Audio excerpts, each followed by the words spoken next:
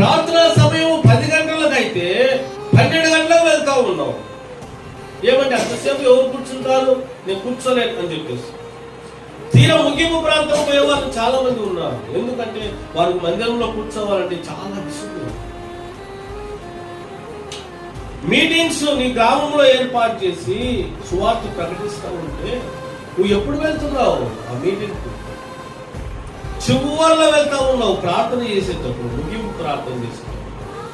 నీ గ్రామంలో నీ యొద్దకి సువార్తను చేతపట్టుకుని దైవ సేవకుడు వస్తే ఎప్పుడో చివరిలో అయిపోయే సమయానికి వెళ్తా ఉన్నావు.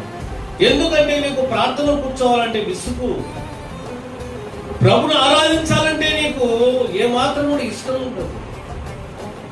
ఇలాగూ చాలా మంది కూడా వారి జీవితంలో దైవ సన్నిధి అంటే విసుగు కొనడం వల్లనే వారు దేవుడికి ఆశీర్వాదం పొందలేకపోతూ ఉన్నారు.